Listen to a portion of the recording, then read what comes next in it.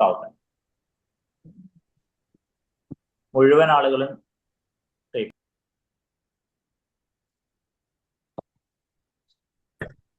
എങ്ങനെയാ നോട്ടില് പറഞ്ഞത്? എങ്ങനെ നോട്ടിൽ എഴുതാനാ പറഞ്ഞ ട്രാൻസാക്ഷൻ? നോട്ടിൽ എഴുതാൻ.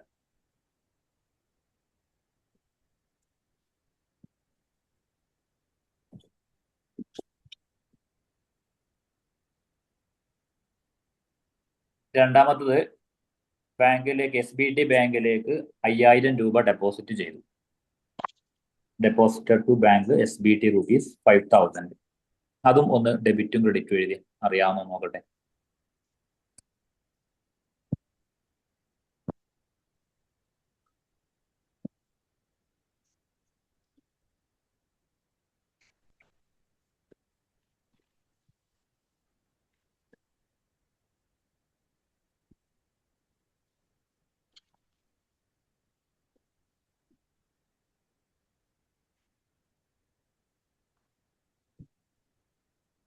വാട്സപ്പ് ഗ്രൂപ്പിൽ അതിന്റെ ഫോട്ടോ വിട്ടു തരണം കേട്ടോ, എഴുതി കഴിഞ്ഞ പറഞ്ഞതിന് ശേഷം.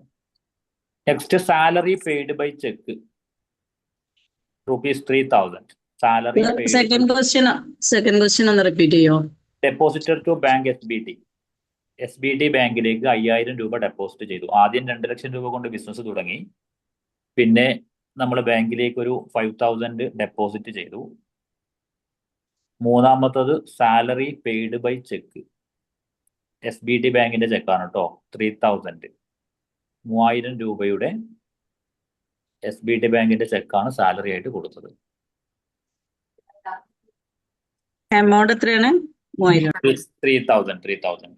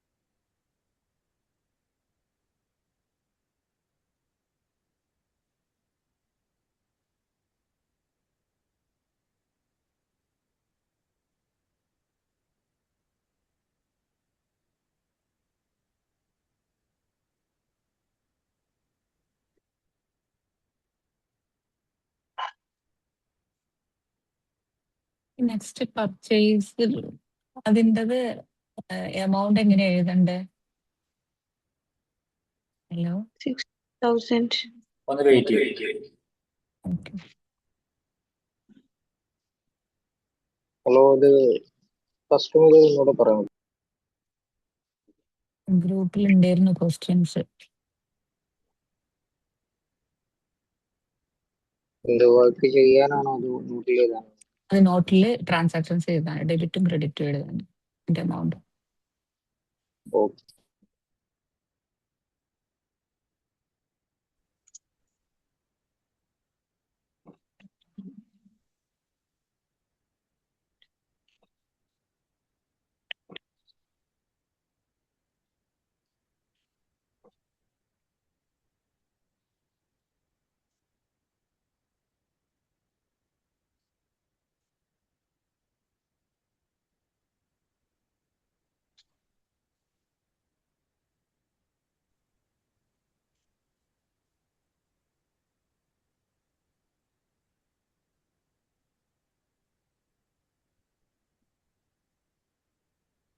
ഗ്രൂപ്പിലുണ്ടോ ക്വസ്റ്റ്യന്? അതെ, ഗ്രൂപ്പിലെ ക്വസ്റ്റ്യൻ ഉണ്ട്.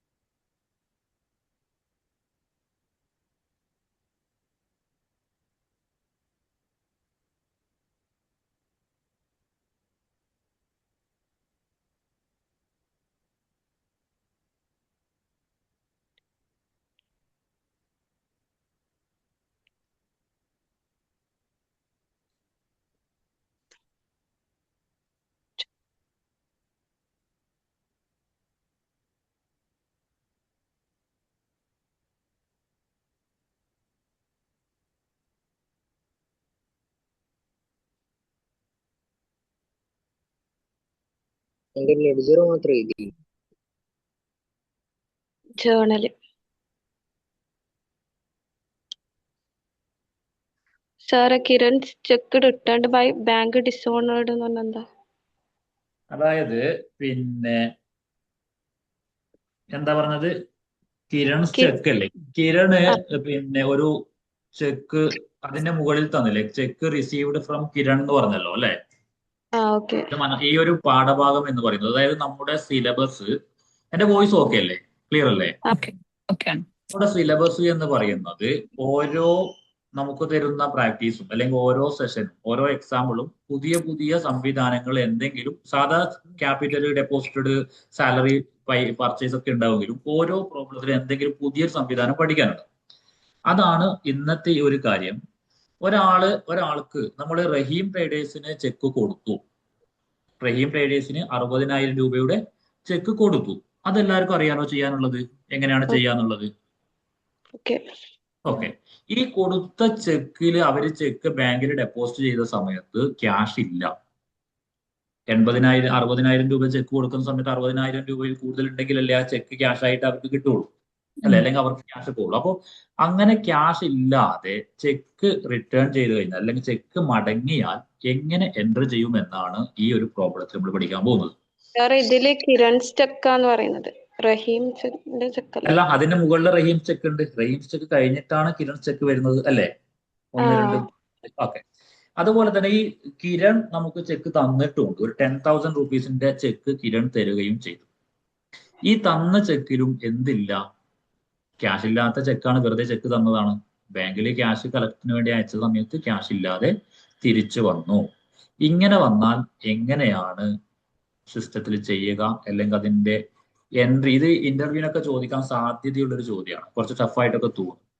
ചെക്ക് ഡിസോണർ ആവുക, ചെക്ക് ക്യാഷ് ഇല്ലാത്ത ചെക്ക് ആവുക, ആ രീതിയിൽ വന്നാൽ എങ്ങനെയാവും എന്നുള്ളതാണ്. അപ്പൊ എനിക്കിപ്പോ ഒരു ഡൗട്ട് ഉള്ളത്, ഇപ്പൊ എത്ര ആളുകൾ ഈ ക്ലാസ്സിൽ ജോയിൻ ആയിട്ടുണ്ട്?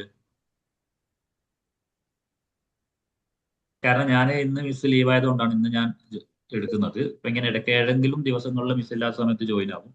അപ്പൊ ഒന്നും അറിയാനുള്ളത്, ഈ മുഴുവൻ ആളുകളും ജോയിനായ എല്ലാ വിദ്യാർത്ഥികൾക്കും നിലവിൽ ഒരു കമ്പനി ക്രിയേറ്റ് ചെയ്തിട്ട് സിമ്പിൾ ആയിട്ടുള്ള ഡാറ്റകൾ എൻറ്റർ ചെയ്യാൻ കഴിയുന്നുണ്ടോ എന്നുള്ളത് ഒന്ന് അറിയേണ്ടതുണ്ട്. ഒന്ന് ചാറ്റ് ബോക്സിൽ ഒരു കമ്പനി ക്രിയേറ്റ് ചെയ്തിട്ട് സിമ്പിൾ ആയിട്ട് ക്യാപിറ്റൽ കൊണ്ടുവന്നു, സാലറി കൊടുത്തു, അതേപോലെ ഇതൊക്കെ എൻറ്റർ ചെയ്യാൻ കഴിയും എന്നുള്ളവർ ഒന്ന് ചാറ്റ് ബോക്സിൽ യെസ് ടൈപ്പ് ചെയ്ത് നോക്കട്ടെ.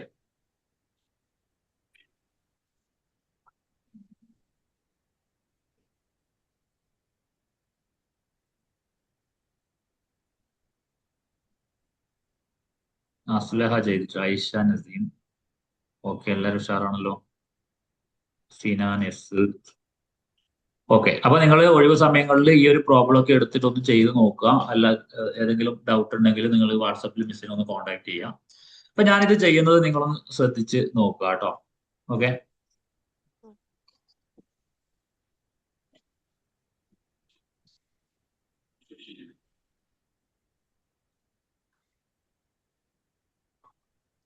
ക്യാപിറ്റല് നമ്മൾ ഏത് പേജിലാണ് ചെയ്യാം? ആരെങ്കിലും ഒരാൾ ഓണായിട്ട് പറയണം. ക്യാപിറ്റൽ പേയ്മെന്റിലല്ലേ? പേയ്മെന്റിലാണോ? റെസിപ്റ്റില്. റെസിപ്റ്റ്. അതിൽ ജേർണൽ എൻട്രി എന്താ വരുന്നത്? Cash account capital. ടാലിയിൽ ഒരു പ്രത്യേകത എന്ന് പറയുന്നത്, മറ്റുള്ള സോഫ്റ്റ്വെയറിലൊക്കെ DR മുകളിലും CR താഴെ ആയിരിക്കും കേട്ടോ. ടാലിയിൽ റിസീപ്റ്റിൽ ചിലപ്പോൾ CR മുകളിൽ കാണാം. ഓക്കെ. അപ്പൊ നമ്മളിവിടെ ക്യാപിറ്റൽ ക്രിയേറ്റ് ചെയ്ത് കൊടുക്കേണ്ടി വരും അല്ലെ. ക്യാപിറ്റൽ പുതിയ കമ്പനി ചിലപ്പോൾ ക്യാപിറ്റൽ ഉണ്ടാവണമെന്നില്ല. നമ്മൾ ക്യാപിറ്റൽ കൊടുത്തു, അണ്ടറൊക്കെ ക്യാപിറ്റൽ തന്നെ കൊടുത്തു. ഞാൻ എന്ത് ചെയ്തു, സേവ് ചെയ്തു. ചെയ്യണോ? നിങ്ങള് പിന്നെ ഇവിടെ ശ്രദ്ധിക്കുന്നതായിരിക്കൂലേ നിങ്ങൾക്ക് ബെറ്റർ. അതിനുശേഷം നോട്ട് ചെയ്തിട്ട് ക്ലാസ് കഴിഞ്ഞതിന് ശേഷം ചെയ്യുന്നതായിരിക്കൂലേ ബെറ്റർ. അതാവും നല്ലത്. ശ്രദ്ധിച്ചോ. ഓക്കെ. ക്യാപിറ്റൽ കൊടുത്തു 200,000 എന്നാ ഞാൻ പറയാം കേട്ടോ. അതെന്താ അങ്ങനെ പറയാൻ കാരണം എന്നറിയാമോ? അത് ഇന്ത്യൻ എങ്ങനെ? മണി സിസ്റ്റം, അങ്ങനെ ഇന്ത്യൻ അല്ല, പുറത്തല്ല. അപ്പൊ ഞാൻ പുറത്തൊക്കെ പോകുമ്പോ അങ്ങനെയാ വരേണ്ടത് അല്ലെ, 200,000 എന്ന് എഴുതേണ്ടത് അല്ലെ. ഇവിടെ DR എന്ത് കൊടുക്കും? ക്യാഷ് കൊടുക്കും. ക്യാഷ് നരേഷൻ വേണമെങ്കിൽ എന്തെങ്കിലും കൊടുക്കാം കേട്ടോ. കൊടുത്തു നമുക്ക് നിർബന്ധമൊന്നുമില്ല. ഞാനത് സേവ് ചെയ്യാം. കമ്പൽസറി നരേഷൻ കമ്പൽസറി ഒന്നുമല്ല, നരേഷൻ വേണമെങ്കിൽ കൊടുക്കാം. ഇതെന്തിനാ വെച്ചാൽ നമ്മൾ എപ്പോഴെങ്കിലും കുറച്ചൊക്കെ ദിവസം കഴിഞ്ഞിട്ട് ഈ എൻട്രീനെ കുറിച്ച് എന്തെങ്കിലും ഒരു ഡാറ്റ അറിയണമെങ്കിൽ ആ നരേഷനിൽ നോക്കിയാൽ മതി. എന്താണ് ചിലപ്പോൾ കുറെ പാർട്ട്നേഴ്സ് ഉണ്ടെങ്കിൽ ആരാണ് ഓക്കെ നരേഷൻ. അത് ഈ നരേഷന് നമ്മളൊക്കെ ഞാനൊക്കെ കമ്പനിയിൽ വർക്ക് ചെയ്യുന്ന സമയത്ത് നരേഷൻ യൂസ് ചെയ്യുന്നത് എന്തിനാന്ന് വെച്ചാൽ ഈ ബാങ്കിലൊക്കെ ചെക്ക് കൊടുക്കുന്ന സമയത്ത് ചെക്കിന്റെ കാര്യങ്ങളും ഡീറ്റെയിൽസും ഇതൊക്കെ നമുക്ക് ആ ഒരു ഓർമ്മ വരാൻ വേണ്ടി ഒരു കുറിപ്പ് എന്നുള്ള രീതിയിലൊരു ഇതാണ് കേട്ടോ. ബാക്കി അപ്പൊ ആ ഇത് നോക്കിക്കഴിഞ്ഞാൽ നമുക്ക് ഒരു കമന്റ് എന്നുള്ള രീതിയിലാണ് നരേഷൻ യൂസ് ചെയ്യാറുള്ളത്. രണ്ടാമത്തത് ബാങ്കിലേക്ക് ഡെപ്പോസിറ്റ് ചെയ്തു. ഏത് പേജിലാ ചെയ്യാം? കോൺട്രാ ഇത് ഇങ്ങനെ പ്രാക്ടീസ് ചെയ്യാം. അതായത് ഒരു ഇന്റർവ്യൂവിന് അറ്റൻഡ് ഒക്കെ ചെയ്യുന്ന സമയത്ത് ഏറ്റവും കൂടുതൽ ഉണ്ടാവുക ഈ 3 കാര്യങ്ങൾ നമുക്ക് കിട്ടുന്നുണ്ടോ എന്നുള്ളതാണ്. ടഫായിട്ടുള്ള കാര്യങ്ങളൊക്കെ ചോദിക്കും. ഒന്ന് പേജ്, ആദ്യം പേജ്, പിന്നെ ഡെബിറ്റ് ആൻഡ് ക്രെഡിറ്റ്, പിന്നെ ഓരോ ഡെബിറ്റിന്റെയും ക്രെഡിറ്റിന്റെയും അണ്ടർ ഗ്രൂപ്പ്, പല ഇടപാടുകളും ട്രാൻസാക്ഷനും ഒക്കെ. അപ്പൊ അതിന്റെയൊക്കെ പേജ് ആകെ 6-7 പേജേ ഉള്ളൂ, സിമ്പിൾ ആയിട്ട് പഠിക്കാം. ഡെബിറ്റ് ക്രെഡിറ്റ് എന്ന് പറയുന്നതും സിമ്പിൾ ആണ്. ഒരു ചെറിയൊരു തിയറി അതിന്റെ ഫോർമുല കിട്ടിക്കഴിഞ്ഞാൽ നമുക്ക് സിമ്പിൾ ആയിട്ട് എടുക്കാൻ വേണ്ടി വരും.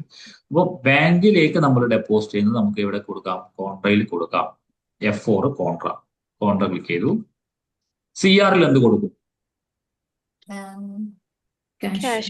ക്യാഷ്. ഓക്കെ, ക്യാഷ് ബാങ്കിലേക്ക് ഓഫീസിൽ നിന്ന് ക്യാഷ് പോകുന്നതുകൊണ്ട് ഞങ്ങൾ അങ്ങനെ ഇവിടെ പറയാം. ക്യാഷ് എന്റെ ഓഫീസിൽ ഈ റിസപ്ഷനിൽ നിന്ന് ക്യാഷ് പോകുന്നതാണോ CR? ഇന്റർവ്യൂവിനൊക്കെ ഇരിക്കുന്നു, ഒരു ചോദ്യം അവർ ചോദിക്കുന്നു, ഡെബിറ്റും ക്രെഡിറ്റും. അപ്പോൾ നമ്മൾ മൈൻഡിൽ കൊടുക്കുക ക്യാഷ് പോകുന്നതാണോ, CRൽ ക്യാഷ്, ബാക്കി എന്താണോ അതിനുള്ളത് അത് DRൽ കൊടുക്കാനോ നമ്മൾ പറയാം.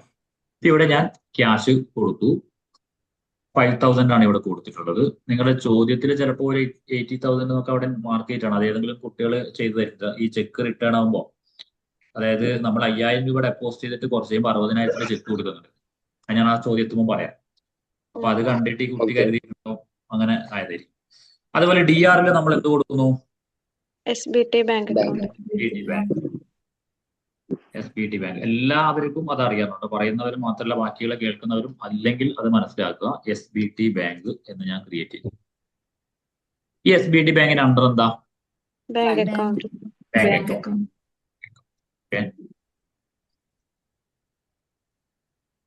ബാക്കി അക്കൗണ്ട് ഹോൾഡർ നെയിമും IFSC കോഡും കാര്യങ്ങളൊക്കെ ചോദിക്കുന്നുണ്ട്. ഇതിപ്പോ നമ്മൾ പഠിക്കുന്നതായിട്ട് ഇതൊന്നും ഫില്ല് ചെയ്യുന്നില്ല, ജസ്റ്റ് എൻ്റർ ചെയ്ത് പോകുന്നതേ ഉള്ളൂ. 5,000 കൊടുത്തു. ഇതൊന്നും നമ്മൾ ജസ്റ്റ് മെയിൻ ചെയ്യുന്നില്ല, അതങ്ങ് പോയി. ബാങ്ക് നെയിമും ഡയറക്ഷൻ. ഓക്കെ, അടുത്തത് salary paid by cheque. SBT ബാങ്കിന്റെ ചെക്ക് 3,000 രൂപ നമ്മൾ എന്ത് കൊടുക്കാൻ വേണ്ടി പോവാണ്? സാലറി കൊടുക്കാൻ വേണ്ടി. ഏതാ പേജ്? Indirect expense. പേയ്മെന്റ് ആദ്യം പേയ്മെന്റ് എടുക്കുക. ഡെബിറ്റ് എന്താണ്? Salary paid. ക്രിയേറ്റ് ചെയ്യാം. എല്ലാവരും നന്നായിട്ട് പഠിച്ചിട്ടുണ്ട് കേട്ടോ. മിസ് നന്നായിട്ട് കൈകാര്യം ചെയ്യുന്നുണ്ടല്ലേ? നിങ്ങളും എല്ലാവരും ഇടപെടുന്നുണ്ടല്ലേ? ഓക്കെ. എന്താണ് സാലറിയുടെ അണ്ടർ വരുന്നത്?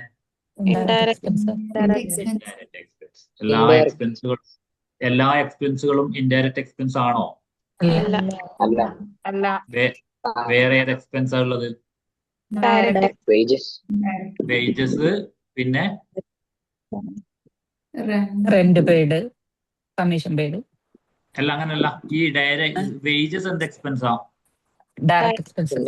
അതെന്താ വേജസ് ഡയറക്റ്റും സാലറി ഇൻഡയറക്റ്റും ആയേ?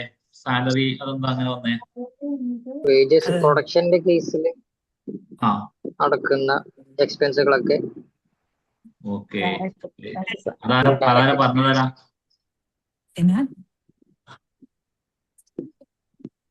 ഓക്കെ, അപ്പൊ ഇവിടെ 3,000 ടൈപ്പ് ചെയ്തു. സാലറി. ക്രെഡിറ്റ് നമ്മൾ എന്ത് കൊടുക്കുന്നു? ക്യാഷ് ആണോ കൊടുക്കണ്ടേ?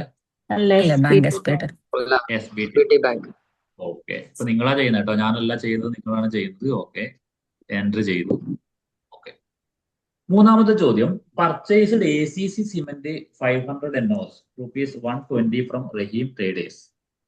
ഈ ഒരു ചോദ്യത്തില് പൊതുവേ നമ്മുടെ ഒരു കമ്പനിയിൽ എൻ്റർ ചെയ്യുന്നതാണെങ്കിൽ ഇങ്ങനെയൊന്നും പറയേണ്ട ആവശ്യമില്ല. ബില്ല് കിട്ടിയാൽ തന്നെ നമുക്കൊരു ബില്ല് കണ്ടാൽ മനസ്സിലാവും ഇത് കടത്തിലാണോ ക്യാഷിനാണോ. അല്ലെ, നമ്മൾ ക്യാഷ് കൊടുത്തിരുന്ന ക്യാഷ് ആണ്.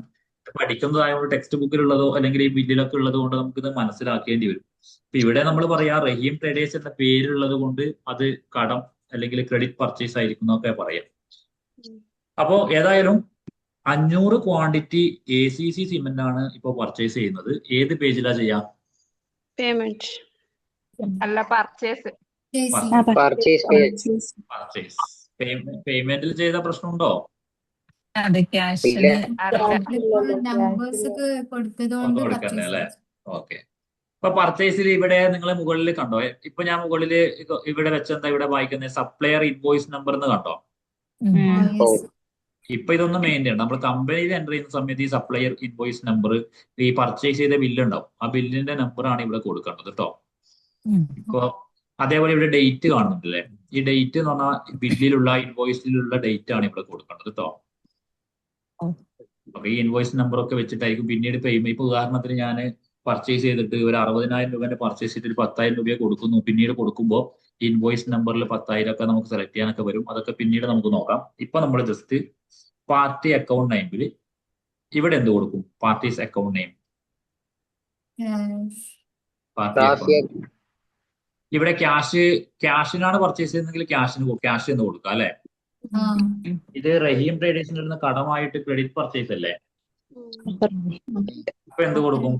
റഹീം ട്രേഡിംഗ്. റഹീം trade.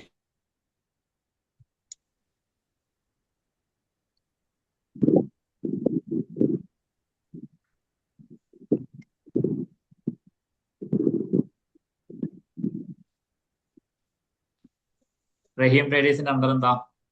Sundry credit. Sundry. Yes. Sundry debtor അല്ലെ? Creditors. Sundry creditor. പർച്ചേസ് ചെയ്യുമ്പോൾ അല്ലെങ്കിൽ ക്യാഷ് കൊടുക്കാനുള്ള ആൾ എപ്പോഴും സൺട്രി ക്രെഡിറ്റർ ആയിരിക്കും കേട്ടോ. പർച്ചേസ് നമ്മൾ നോട്ട് ചെയ്ത് പർച്ചേസിന് നേരെ സൺട്രി ക്രെഡിറ്റർ, ക്യാഷ് കൊടുക്കാനുള്ള ആൾ സൺട്രി ക്രെഡിറ്റർ. സൺട്രി ക്രെഡിറ്റർ വരുമ്പോൾ നമുക്ക് ടെൻഷൻ ആയിരിക്കും. സൺട്രി ഡെപ്റ്റർ വരുമ്പോൾ നമുക്ക് എന്തായിരിക്കും? സന്തോഷം.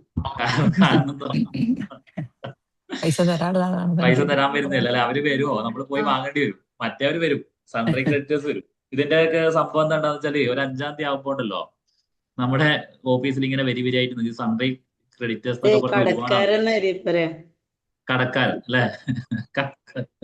അപ്പൊ അവര് ഇങ്ങനെ 5-ാം തീയതി ആകുമ്പോഴേക്ക് വരിയായിട്ട് നിൽക്കുന്നുണ്ടാവും. ഇപ്പൊ നിങ്ങളുടെ ഡ്യൂട്ടി ഈ ഒരു പർച്ചേസ് എന്നൊക്കെ പറഞ്ഞാൽ നമ്മൾ സിമ്പിൾ ഒന്നല്ല, നമ്മളിപ്പോ എൻ്റർ ചെയ്യുന്ന പോലെ അല്ല. അപ്പൊ അവര് വരുമ്പോൾ റഹീം ട്രേഡേഴ്സ് വന്നു കഴിഞ്ഞാൽ റഹീം ട്രേഡേഴ്സിന്റെ കഴിഞ്ഞ 3 മാസത്തെ ബില്ല് അവർക്ക് കൊടുക്കാനുള്ള പൈസന്റെ ലിസ്റ്റ് എടുത്തിട്ടേക്കും വരിക. അപ്പൊ നമ്മളിവിടെ ഓൾറെഡി പർച്ചേസ് ചെയ്ത സമയത്ത് നമുക്ക് ബില്ല് കിട്ടിയിട്ടുണ്ടാവുമല്ലോ, അവരെ ബില്ല്. അത് നമ്മുടെ ഒരു ഫോൾഡറിൽ സൂക്ഷിച്ചിട്ടുണ്ടാവും. അതെടുക്കും, നമ്മൾ എൻ്റർ ചെയ്തത് പ്രിന്റ് ഔട്ട് എടുക്കും, എല്ലാം വെരിഫൈ ചെയ്ത് ഓക്കെ ആണെന്നൊക്കെ പറഞ്ഞ ശേഷമാണ് ഇതൊക്കെ. കാരണം അത്രയും പേയ്മെന്റ് ഫണ്ടിന്റെ കാര്യമാണ്. അപ്പൊ അത്രയും ശ്രദ്ധിച്ചിട്ട് വേണം കാര്യങ്ങൾ ചെയ്യാൻ. നമ്മുടെ കയ്യിൽ നിന്ന് ചെറിയൊരു മിസ്റ്റേക്ക് പറ്റിക്കഴിഞ്ഞാൽ സാലറി അന്ന് കട്ടായിരിക്കും.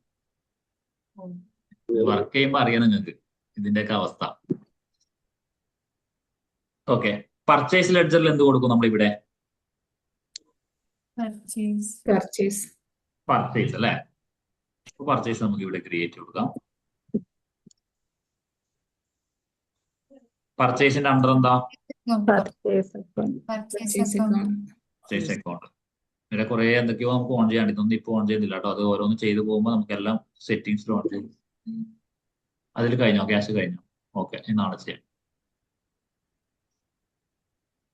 Okay. Name of items. Name of item ACC cement. ACC cement എങ്ങനെ ക്രിയേറ്റ് ചെയ്യും? പഠിച്ചിട്ടുണ്ടോ നിങ്ങള്? ഇവിടെ നിന്ന് എന്താ ചെയ്യേണ്ടത്? നെയിം ഓഫ് ഐറ്റത്തിന്റെ താഴെ എന്താ ചെയ്യേണ്ടത്? എങ്ങനെ? ഇവിടെ ക്രിയേറ്റിൽ ക്ലിക്ക് ചെയ്താൽ മതി അല്ലെ? ക്ലിക്ക് ചെയ്യാം. അല്ലെങ്കിൽ നമുക്ക് എന്തെങ്കിലും ഷോർട്ട് കീ എന്തെങ്കിലും ഉണ്ടോ ചെയ്യാൻ? ഓക്കെ. ഇവിടെ ഇപ്പൊ ഞാൻ എന്താ കൊടുക്കേണ്ടത്? ACC സിമെന്റ് എന്ന് കൊടുക്കാം അല്ലെ? യൂണിറ്റും ക്രിയേറ്റ് ചെയ്യാം അല്ലെ?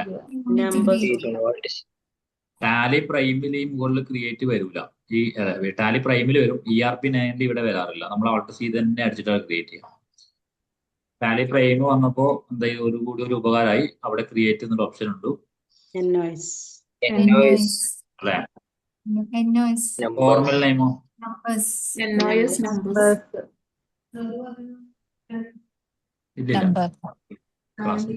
ഇല്ല, പിന്നെ നാളെ ചെയ്യാം. പറഞ്ഞോ. Numbers.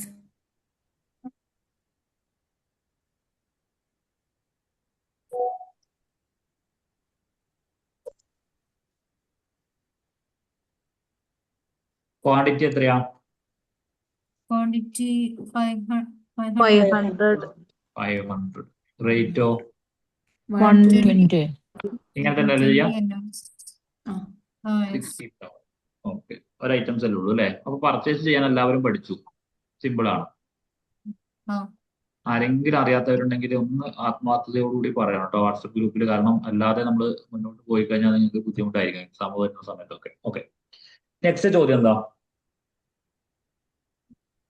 Check Yes. issued. Check Check issued issued to to Rahim Rahim Traders Traders rupees 60,000. 60,000. ഏത് ചെക്കാ? ഏത് ബാങ്കിന്റെ ചെക്കാ? SBT Bank. SBT ബാങ്കിന്റെ ചെക്ക്. നമ്മുടെ SBT ബാങ്കിൽ അത്രയും പൈസ ഉണ്ടോ? നമ്മൾ ആകെ ഡെപ്പോസിറ്റ് 5,000 അല്ലേ? അതെ. അതില് നമ്മള് 3,000 സാലറിയും കൊടുത്തില്ലേ? ഓ 2,000 രൂപ ഉണ്ട് എന്നുള്ളത് നമുക്കേ അറിയുള്ളൂ. റഹീം ട്രേഡേഴ്സിന് അറിയില്ല. റഹീം ട്രേഡേഴ്സ് വന്നപ്പോൾ നമ്മൾ എന്ത് ചെയ്തു? ക്യാഷ് ഇല്ല, പെട്ടെന്ന് അവർ ക്യാഷ് തരണം എന്നൊക്കെ പറഞ്ഞു. നമ്മൾ ഇതാകുമ്പോൾ നമ്മൾ തൽക്കാലം നിങ്ങൾ ചെക്ക് പിടിക്കുമെന്ന് പറഞ്ഞു. നമ്മൾ എന്ത് ചെയ്തു? ചെക്ക് കൊടുത്തു. ഓക്കെ, ഓ ഇത് നമ്മള് ഇതില് പിന്നീട് ഒരു കാര്യം പറയേണ്ടത്, നമുക്ക് പിന്നീട് പഠിക്കാം. പോസ്റ്റ് ഡേറ്റഡ് ചെക്ക് ഉണ്ടാവാറുണ്ട്. അതായത് ഇതിപ്പോ നമ്മൾ സാധാ ഇപ്പൊ തന്നെ ക്യാഷ് പോലെ ചെക്ക് കൊടുക്കുകയാണ്. നമ്മൾ സാധാരണ പിന്നെ കമ്പനികൾക്ക് ചെക്ക് കൊടുക്കുമ്പോൾ ഒരു 3 മാസം കഴിഞ്ഞതിന് ശേഷം ഒരു ഡേറ്റ് ഇട്ട് കൊടുക്കും ചെക്ക്. ഓക്കെ, അതും നമ്മൾ എൻ്റർ ചെയ്യണം. അത് ഇവിടെ പോസ്റ്റ് ഡേറ്റഡ് എന്നുള്ള രീതിയിലാണ് കാണുക. അത് പിന്നീട് വരും. ഇപ്പോൾ നിലവിൽ നമ്മൾ കൊടുക്കുന്നത് കറണ്ട് ഡേറ്റഡ് ചെക്കാണ് കേട്ടോ. ഇപ്പോൾ നിലവിൽ ഇന്നത്തെ ഡേറ്റ് തന്നെ ഇട്ടിട്ടാണ് ചെക്ക് കൊടുക്കുന്നത്. ഏത് പേജിലാണ് ചെയ്യാം? അങ്ങനെ ഒരു ചെക്ക് കൊടുത്താല് കോൺട്രിയിലാണോ പേയ്മെന്റിലാണോ? അതെ. ആർക്കോ കോൺട്രാണെന്ന് ഡൗട്ട് ഉണ്ടല്ലോ. ഇല്ല, ഓണർ പിന്നെ ബാങ്കിലേക്ക് ഡെപ്പോസിറ്റ് ചെയ്യുമ്പോഴും വിഡ്രോ ചെയ്യുമ്പോഴും നമ്മുടെ കമ്പനിയിൽ നിന്ന് നമ്മൾ ബാങ്കിലേക്ക് ഡെപ്പോസിറ്റ് ചെയ്തതും ബാങ്ക് ഇങ്ങോട്ട് വിഡ്രോ ചെയ്യുന്നതും മാത്രമാണ് കോൺട്രാക്ട്. ഇത് നമ്മൾ പുറത്തേക്ക് ക്യാഷ് കൊടുക്കുന്നതല്ല, വേറൊരാൾക്ക് കൊടുക്കുന്നതല്ലേ. പേയ്മെന്റില്ല. ക്യാഷ് ആവട്ടെ ചെക്ക് ആവട്ടെ നമ്മൾ ആർക്ക് പുറത്തേക്ക് കൊടുത്താലും അത് പേയ്മെന്റിലാണ് ചെയ്യുന്നത്. ക്യാഷും ചെക്കും പിന്നെ ബാങ്കും. ഓക്കെ, പേയ്മെന്റ് എടുത്തു. ഇത് ഡെബിറ്റിൽ നമ്മൾ എന്ത് കൊടുക്കുന്നു? Rahim Traders. റഹീം അല്ലെ, റഹീം ട്രേഡേഴ്സിനാണ് ക്യാഷോ അല്ലെങ്കിൽ ചെക്കോ കൊടുക്കുന്നത്. റഹീം ട്രേഡേഴ്സ് 60,000.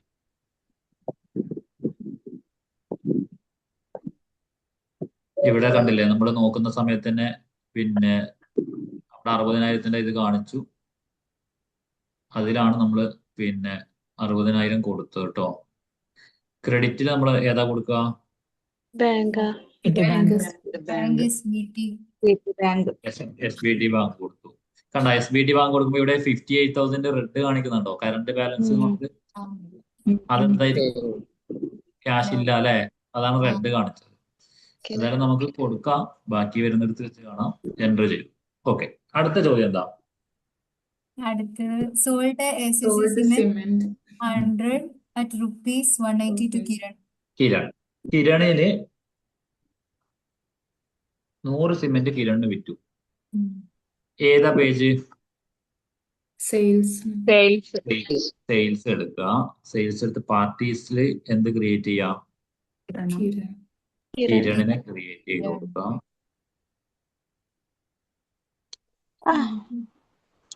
കിരണിന്റെ അണ്ടർ എന്താ കൊടുക്കുക? ഡെപ്റ്റേഴ്സ്.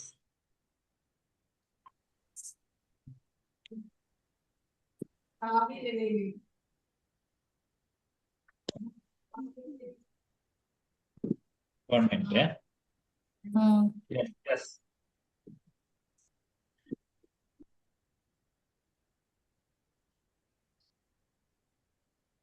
ഇവിടെ എന്ത് ക്രിയേറ്റ് ചെയ്യും? സെയിൽസ് ലെഡ്ജറിൽ നമ്മൾ കിരണിന്റെ സൺഡേ ഡെപ്റ്ററിന് അല്ലേ കൊടുത്തേ? സെയിൽസിന്റെ അണ്ടർ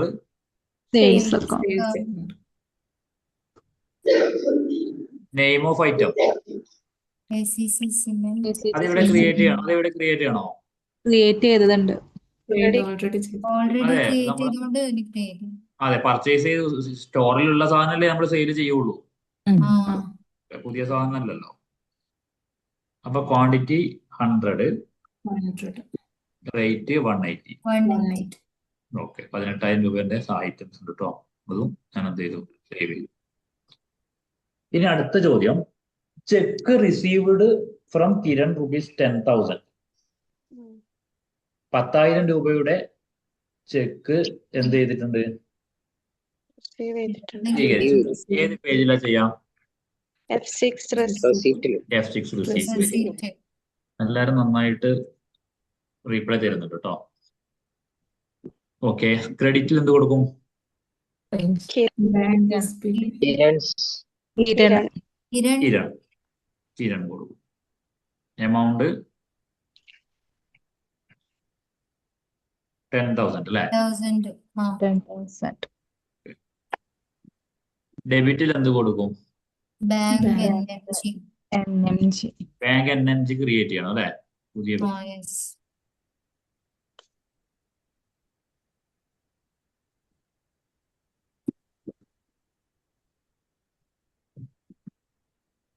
ശരിക്കും അതിന്റെ ആവശ്യമുണ്ടോ? ആവശ്യമുണ്ടല്ലോ. ഉണ്ടോ? അത് ആ. create ചെയ്യാത്ത. SBT ആണല്ലോ. നമുക്ക് ഓൾറെഡി NMGന്റെ ഒരു അക്കൗണ്ട് ഉണ്ടെങ്കിൽ NMGന്റെ അക്കൗണ്ടിൽ തന്നെ കൊടുക്കാം. ആ. അല്ലെങ്കിൽ അത് കളക്ഷന് കൊടുത്താൽ മതി അല്ലേ? SBTയിലേക്ക് എമൗണ്ട് വരൂലേ? വരുമോ? ബാങ്ക് മാറുമ്പോ ബാങ്ക് വേറെ വേറെ അല്ലേ? ആയിക്കോട്ടെ. ഇപ്പൊ നിങ്ങൾക്ക് പിന്നെ ബാങ്കിന് കളക്ഷൻ ചെയ്യാൻ വേണ്ടി നമ്മൾ ചെക്ക് കൊടുക്കും. അത് നിങ്ങളൊന്ന് അന്വേഷിച്ചാൽ മതി. പുതിയ സംവിധാനത്തിലെ മനസ്സിലായില്ല, ഒന്നും കൂടെ എങ്ങനെ? അതായത് നിങ്ങൾക്ക് ഇപ്പൊ ആക്സിസ് ബാങ്കാ ഉള്ളത് നിങ്ങളുടെ കമ്പനിക്ക്. ഓക്കെ, ഞാൻ ഫെഡറൽ ബാങ്കിന്റെ ഒരു 50,000 രൂപന്റെ ചെക്ക് നിങ്ങൾക്ക് തന്നു. ഓക്കെ, നിങ്ങൾക്ക് നിങ്ങളുടെ ആക്സിസ് ബാങ്കിൽ ഈ 50,000 ചെക്ക് ഡെപ്പോസിറ്റ് ചെയ്യാലോ, അവരോട് പറയാലോ ഇത് കളക്ഷൻ അയക്കണം, അവിടെ നിന്ന് പൈസ കളക്ട് ചെയ്തിട്ട് എന്റെ അക്കൗണ്ടിൽ ഇട്ട് തരണം എന്ന് പറയാലോ പറയാം. അല്ലേ? അതൊക്കെ നമുക്ക് നെക്സ്റ്റ് ഇതിപ്പോ നമ്മൾ ചെറിയ പാഠഭാഗങ്ങളായതുകൊണ്ട് ഇപ്പൊ തുടക്കമല്ലേ, അപ്പൊ ഇതിപ്പോ ഇങ്ങനെ പോവുള്ളൂ. പക്ഷെ കുറച്ച് അങ്ങോട്ടേക്ക് എത്തുമ്പോൾ നമുക്ക് പിന്നെ ഇങ്ങനെയുള്ള കാര്യങ്ങൾ, അത് നിങ്ങൾ എന്ത് ചെയ്യണം എന്ന് പറഞ്ഞാൽ ബാങ്കുമായി ബന്ധപ്പെട്ട പാഠഭാഗങ്ങളൊക്കെ ചെയ്ത് കഴിഞ്ഞാൽ ഒരു ഡെപ്പോസിറ്റിനൊക്കെ പോവാം. ഇപ്പൊ എല്ലാം ഗൂഗിൾ പേ ആയതുകൊണ്ട് പിന്നെ കമ്പനിയിൽ ഏറ്റവും കൂടുതൽ ട്രാൻസാക്ഷനും ബാങ്കിങ് ട്രാൻസാക്ഷനാണ്. മുമ്പ് അങ്ങനെയല്ല. ഇപ്പം പിന്നെ വിദേശത്തൊക്കെ പോയി കഴിഞ്ഞാൽ സാലറി ഫുള്ള് നമ്മൾ ബാങ്കിങ് സിസ്റ്റത്തിലേക്ക് മാറ്റി. അപ്പോൾ സാലറി എന്നൊക്കെ ഇപ്പൊ നിങ്ങൾ നേരത്തെ കണ്ട പോലെ സാലറി പെയ്ഡ് വെച്ചേക്കും, ഒരാളുടെ സാലറിയെ കൊടുക്കുന്നുള്ളൂ. ശരിക്കും എങ്ങനെ സാലറി കൊടുക്കേണ്ടി വരിക എന്ന് വെച്ച് കഴിഞ്ഞാൽ എല്ലാ മാസവും 5-ാം തീയതി ആകുമ്പോൾ ഒരു 20 ആളെ ലിസ്റ്റ് എക്സലിൽ ഉണ്ടാവും. 20 ആളെ ലിസ്റ്റ്, ഓരോരാളുടെ സാലറി. ഈ സാലറി കംപ്ലീറ്റ് ഒരൊറ്റ എൻട്രിയിൽ 20 ആളെ പേരും ടൈപ്പ് ചെയ്തിട്ട് നേരെ ബാങ്കിലേക്ക് ക്യാഷ് പോയിക്കോളാം. ബാങ്കിൽ നിന്നാണ് അവർക്കൊക്കെ ക്യാഷ് പോവുക. അതേപോലെ ഇപ്പൊ ഗൂഗിൾ പേ നാട്ടിലായി കഴിഞ്ഞാലും പേയ്മെന്റ് വരുന്നത് കംപ്ലീറ്റ് ഗൂഗിൾ പേ, ക്യാഷ് പോകുന്നതും ഗൂഗിൾ പേ, എല്ലാ അക്കൗണ്ട് വഴി ആയതുകൊണ്ട് തന്നെ ക്യാഷ് എന്നുള്ള സംവിധാനം കുറവായിരിക്കും. ശരിയല്ലേ? അതൊക്കെ പിന്നീട് നമുക്ക് നോക്കാം. ഏതായാലും അടുത്തതാണ് ഈ ചോദ്യത്തിന്റെ ഈ ഒരു പാഠഭാഗത്തിന്റെ മർമ്മപ്രധാനമായ ചോദ്യം. അതെന്താ? Kiran cheque returned by bank dishonoured. Bank NMGന്റെ ചെക്ക് കിട്ടിയത്, ആ ചെക്ക് ഡിസോണർ ആയി. അതിന്റെ അർത്ഥം ബാങ്കിൽ നിന്ന് നമ്മൾ വിളിച്ചു പറഞ്ഞു ഈ അക്കൗണ്ടിൽ എന്തില്ല, ക്യാഷ് ഇല്ല, നമുക്ക് ക്യാഷ് കളക്ട് ചെയ്യാൻ വേണ്ടി പറ്റുന്നില്ല. അപ്പോ നമ്മൾ എന്ത് ചെയ്യും?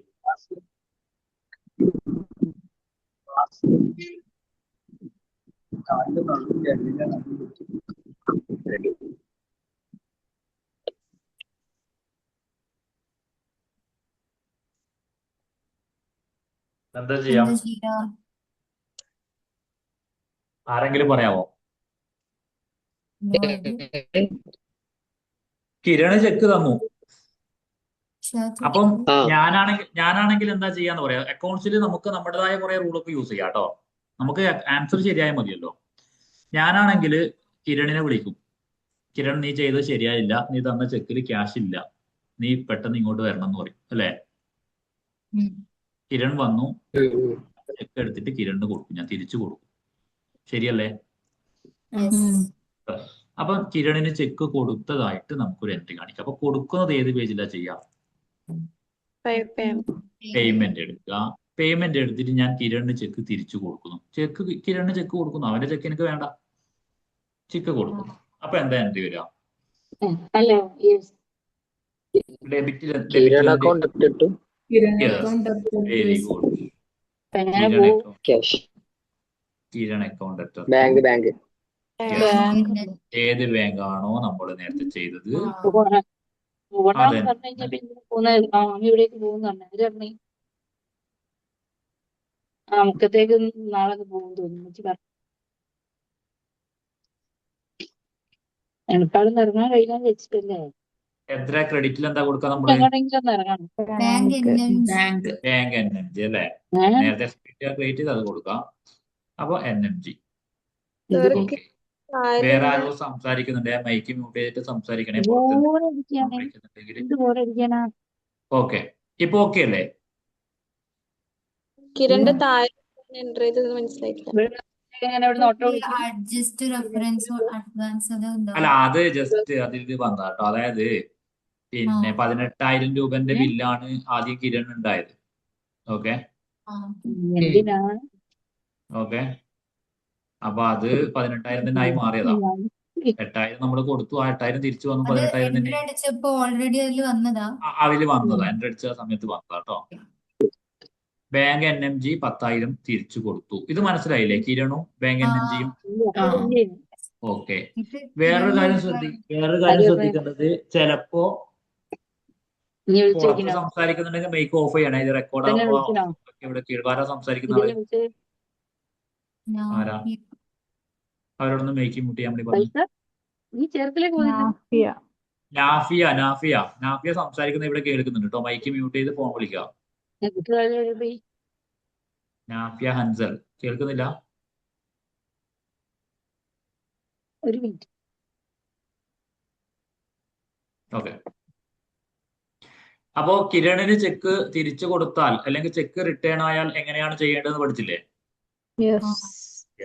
ഇതിൽ വേറൊരു കാര്യം കൂടി വരാനുണ്ട്. ചെക്ക് റിട്ടേൺ ആകുന്ന സമയത്ത് ചിലപ്പോൾ നമുക്ക് ചാർജ് വരും അല്ലെ? നമ്മൾ ചെക്ക് ഒക്കെ റിട്ടേൺ ചെയ്ത് കഴിഞ്ഞാൽ പിന്നെ ചിലപ്പോൾ ഒരു 700 രൂപ പൈസയൊക്കെ നമ്മളിപ്പോ EMI ഒക്കെ തെറ്റിക്കഴിഞ്ഞാൽ പൈസ വരാറില്ലേ? ചാർജ് വരാറില്ലേ? അതായത് ഇപ്പൊ കിരണ് ചെക്ക് തന്നു. കിരണിന്റെ ചെക്ക് ഡെപ്പോസിറ്റ് ചെയ്തപ്പോ പൈസ ഇല്ല. അപ്പൊ ഓൾറെഡി കിരണിന്റെ കയ്യിൽ നിന്ന് നമ്മുടെ ചാർജ് നമുക്ക് വേണമെങ്കിൽ ഈടാക്കാം. അതായത് നമ്മൾ ബാങ്ക് ഈടാക്കണതാ അതോ നമ്മൾ കിരണ് ഈടാക്കണതാ? ബാങ്ക് ചിലപ്പോ എന്ത് ചെയ്യും, ഈ ചെക്ക് കളക്ട് ചെയ്യാൻ വേണ്ടി പോയ സമയത്ത് നമ്മളെ അക്കൗണ്ടിൽ ചിലപ്പോൾ ചാർജ് പിടിക്കും. നമ്മള് പറഞ്ഞിട്ടല്ലേ അവര് കളക്ഷന് പോയത്. പൈസ കിട്ടില്ല. അപ്പൊ അതിന്റെ ചാർജ്. അപ്പൊ അങ്ങനെ വേണമെങ്കിൽ നമുക്ക് എന്ത് ചെയ്യാം, ഒരു സർവീസ് ചാർജ് എന്ന് പറഞ്ഞിട്ട് കിരണിന്റെ അടുത്ത് ഒരു പൈസ കൂടി നമുക്ക് വേണമെങ്കിൽ, അതൊക്കെ പിന്നീട് നെക്സ്റ്റ് ക്ലാസ്സിലൊക്കെ വരും കേട്ടോ.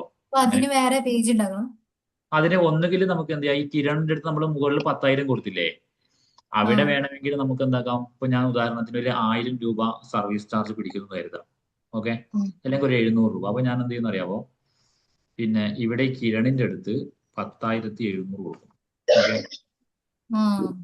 എന്നിട്ട് പിന്നെ ഈ NMGന്റെ നേരെ ഞാൻ 10,000 തന്നെ കൊടുക്കും. ചെക്ക് 10,000 തന്നെ പോയി. അതിന്റെ താഴെ ഞാൻ എന്ത് ചെയ്യുന്ന അറിയാവോ, ഒരു എൻട്രി കൂടി ക്രെഡിറ്റ് കൊടുക്കും. എന്ത്? ബാങ്ക് ചാർജസ് എന്ന് പറഞ്ഞിട്ട്, അല്ലെങ്കിൽ ചെക്ക് റിട്ടേൺ ചാർജസ് എന്ന് പറഞ്ഞിട്ട്. അതൊക്കെ ഈ പാഠഭാഗത്തിൽ വരേണ്ടതല്ല. അത് പിന്നെ നെക്സ്റ്റ് ക്ലാസ്സിലൊക്കെ വരേണ്ടതാണ്. ഇപ്പൊ വേണമെങ്കിൽ എനിക്ക് ഇവിടെ പുതിയൊരു ഇത് ക്രിയേറ്റ് ചെയ്യാം. Bank charges. ഇവിടെ അത് പിന്നെ നമുക്കൊരു പിന്നെ ഇൻകം ആയിട്ട് കാണിക്കാൻ വേണമെങ്കിൽ. സംഭവം മനസ്സിലായോ? നമുക്ക് ഇങ്ങോട്ട് കിട്ടുന്നതല്ലേ. Bank charge received under indirect income കാണിക്കണം. അവന്റെ അടുത്ത് പൈസ ഇങ്ങോട്ട് കിട്ടുന്നതല്ലേ അത്. നമ്മുടെ അടുത്ത് പോകുന്നതല്ല. അത് എന്ന് വെച്ചാൽ നമ്മുടെ അടുത്ത് പോകുന്നുണ്ടെങ്കിൽ അത് എക്സ്പെൻസിലേക്ക് അഡ്ജസ്റ്റ് ചെയ്യാം. അതൊക്കെ കുറച്ച് വലിയ സംഭവങ്ങളൊക്കെ ആയതുകൊണ്ട് വലിയ വലിയ ക്ലാസ്സുകളിലേക്ക് അത് നമുക്ക് പഠിക്കാം. ഓക്കെ. ഇപ്പൊ ഏതായാലും നമുക്കൊരു കാര്യം ചെയ്യാം, 10,000 തന്നെ ചെയ്യാം. നമ്മൾ ഈ ഒരു പാഠഭാഗത്തിൽ അതൊന്നും പ്രതിപാദിക്കാത്തത് കൊണ്ട്.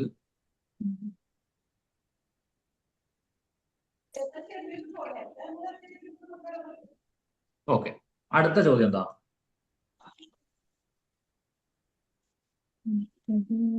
The check issued to Rahim Traders returned from bank as dishonored. നമുക്കും പണി കിട്ടി.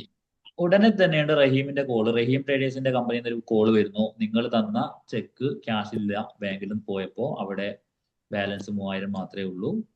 അപ്പൊ നമ്മളെ വിളിച്ചു. നമ്മൾ ചിലപ്പോൾ പോകേണ്ടി വരും, അല്ലെങ്കിൽ അവർ നമുക്ക് ചെക്ക് ഇങ്ങോട്ട് അവിടെ ആളെ കയ്യിൽ കൊടുത്തു വിട്ടു. നമ്മുടെ കയ്യിൽ ചെക്ക് കിട്ടി. അപ്പൊ നമ്മൾ ഇങ്ങനെ ഉള്ളൂ, ചെക്ക് സ്വീകരിച്ചു, റഹീം തന്ന ചെക്ക് സ്വീകരിച്ചു എന്ന് മനസ്സിൽ കണ്ടാൽ മതി. നമ്മൾ കൊടുത്ത ചെക്ക് തന്നെ തിരിച്ചു തരുന്നത്. ഇതിൽ 2 ഓപ്ഷനാണ്. ഒന്ന് നമ്മൾ മൈൻഡിൽ കൊടുക്കേണ്ടത്, ചെക്ക് റിട്ടേൺ ആയിക്കഴിഞ്ഞാൽ നമ്മൾ നേരത്തെ എന്താണോ കൊടുത്തത് അതിന്റെ നേരെ ഓപ്പോസിറ്റ് പേജിൽ ഓപ്പോസിറ്റ് എൻട്രി കൊടുക്കുക. ഒന്നുകിൽ അങ്ങനെ മെയിൻ ചെയ്യാം. ഓക്കെ, എങ്ങനെ? നമ്മള് റഹീമിന് കൊടുത്തപ്പോ പേയ്മെന്റിലല്ലേ ചെയ്തേ? ഉം. അപ്പോ ഇത് റഹീം തന്നപ്പോ ആ സമയത്ത് ചെയ്ത അതേ ഓപ്പോസിറ്റ് ചെയ്താൽ മതി. പേയ്മെന്റിന്റെ പേജ് മാറ്റിയാണ്ട് കൊടുക്കുക. പേജ് മാറ്റി കുറച്ച് പേയ്മെന്റിന്റെ പേജ് receipt. ഓപ്പോസിറ്റ് റെസിപ്റ്റ് എടുക്കുക. എൻട്രിയും ഓപ്പോസിറ്റ് ആക്കിയാൽ മതി. ചെക്ക് അല്ലെങ്കിൽ രണ്ടാമത്തെ കീ പോയിന്റ്, റഹീം ചെക്ക് തരുന്നതായിട്ട് കാണിച്ചിട്ട് എഴുതാം. മൈൻഡിൽ അങ്ങനെ കരുതുക, അയാൾ ചെക്ക് തരുന്നു, വേറെ ഒന്നും നോക്കാതെ അങ്ങനെ എഴുതാം. ഏതായാലും നമ്മൾ നേരത്തെ ചെക്ക് കൊടുക്കുക ചെയ്തത് ഇപ്പോ തിരിച്ച് തരികയാണ്. അപ്പൊ ഏതാ പേജിൽ ചെയ്യേണ്ടി വരിക? റെസിപ്റ്റ്. ക്രെഡിറ്റിൽ എന്ത് കൊടുക്കും? റഹീം ട്രേഡേഴ്സ്. ഡൗട്ട് വരും, കുറച്ച് ടഫാണ്. ഇത് ഇത് കഴിഞ്ഞതിന് ശേഷം, ക്ലാസ് കഴിഞ്ഞതിന് ശേഷം നിങ്ങൾ എന്ത് ചെയ്യാം, ഒന്ന് സിസ്റ്റത്തിൽ എൻ്റർ ചെയ്താൽ മതി കേട്ടോ. ആ. എത്ര എമൗണ്ട് വരുന്നത്? 60,000. ഉം.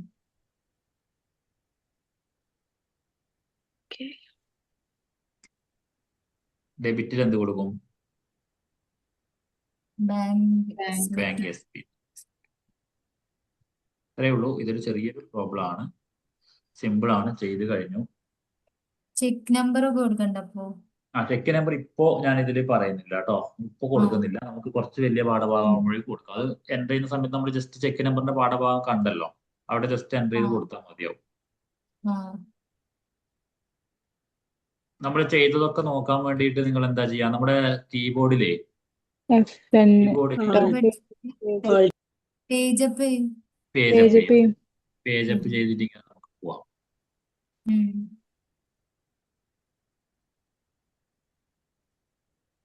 ഇവിടെ കണ്ടില്ലേ, Rahim traders cheque DD, bank name, cheque number എന്നൊക്കെ ചോദിക്കുന്നുണ്ട്. ഇവിടെയൊക്കെയാണ്, അതൊക്കെ നമുക്ക് കൊടുക്കാം. ഞാനിപ്പോ മെയിൻ ചെയ്യാതെ പോയതാട്ടോ. വലിയ വലിയ ക്ലാസ്സുകളിലേക്ക് നമുക്കത് പോവാം. അപ്പൊ നമുക്ക് അവിടെ ചെക്ക് നമ്പർ ഏത് ചെക്കാണ്, കാരണം കുറെ ചെക്കൊക്കെ കൊടുത്തിട്ടുണ്ടാവും. അപ്പൊ ഏത് ചെക്കാണ് റിട്ടേൺ ആയിരുന്നത് ഈ നമ്പർ വെച്ചിട്ടാണ് അത് എന്ത് ചെയ്യാം, കണക്ട് ചെയ്യാം. ഓക്കെ, പേജ് അപ്പ് എടുത്തിട്ട് നമുക്ക് ഇങ്ങനെ പോവാം. ഓക്കെ, നമ്മൾ ചെയ്തൊക്കെ ശരിയാണോ, ഡെബിറ്റും ക്രെഡിറ്റും ശരിയാണോ, ഇനി അണ്ടർ ശരിയാണോ, നമ്മൾ ഗ്രൂപ്പ് കൊടുത്തത് ശരിയാണോ എന്ന് അറിയുന്നതിന് വേണ്ടിയിട്ട് നമ്മൾ എന്ത് ചെയ്യും, എവിടെയാ പോവാ? ഓക്കെ, നമുക്ക് ഇനി ഇത് ശരിയാണോ നോക്കണ്ടേ, ചെയ്തത് ശരിയാണോ നോക്കണ്ടേ?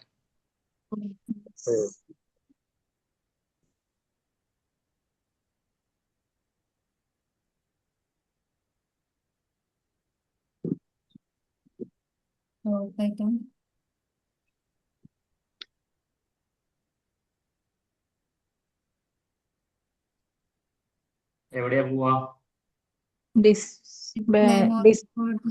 Balance sheet, profit and loss account, display more reports. അല്ലെങ്കിൽ ഒന്ന് ബാലൻസ് ഷീറ്റ് പോയി നോക്കാം. നമുക്ക് നമ്മളിപ്പോ ചെയ്ത ചെറിയൊരു കമ്പനിയുടെ അക്കൗണ്ട് നോക്കി. അപ്പൊ അതില് നമുക്ക് കാണാൻ സാധിച്ചത്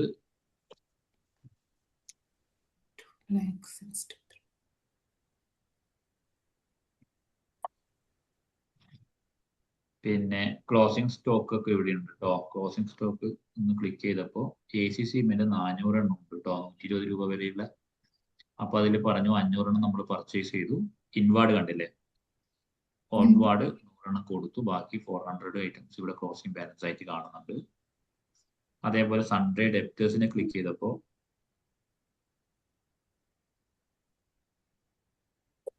18,000 രൂപന്റെ സെയിൽ നടന്നിട്ടുണ്ട്. 10,000 രൂപ ചെക്ക് കൊടുത്തു, പക്ഷെ ആ ചെക്ക് രണ്ടാമത് തിരിച്ചു വന്നിട്ട് അതേ എമൗണ്ട് തന്നെ 18,000 രൂപ ആണെന്നുള്ളത് ക്ലോസിംഗ് ബാലൻസ് ആയിട്ടുള്ളത്. ഓക്കെ, അതേപോലെ ക്യാഷ് ഇൻ ഹാൻഡ് എടുത്തു. ക്യാഷ് ഇൻ ഹാൻഡ് എടുത്തപ്പോൾ ഒന്നുമില്ല, 2 ലക്ഷം വന്നു. അതിലൊരു 5,000 രൂപ ബാങ്കിലേക്ക് പോയി. ബാക്കി 1,90,500 രൂപ ഇപ്പോ എവിടെയുണ്ട്? ഓഫീസിലേക്ക്. ഓക്കെ, ഇതൊക്കെ ഇതിപ്പോ നമ്മൾ ചെറിയ ഒരുപാട് പ്രോബ്ലം നടന്നാലാണ് ഇവിടെ ഒരുപാട് പ്രിന്റ് ഔട്ട് എടുക്കാനുള്ള കാര്യങ്ങളൊക്കെ ഉണ്ടാവുക. ഇനി ബാങ്ക് അക്കൗണ്ട് എടുത്തു കഴിയുമ്പോൾ, ബാങ്ക് അക്കൗണ്ട് എടുത്തപ്പോൾ പിന്നെ ഒരു 5,000 രൂപ ബാങ്കിലേക്ക് വന്നു. അതിലൊരു 3,000 രൂപ SBD ബാങ്കിന്റെ കാര്യം സാലറി പറയാം കൊടുത്തു.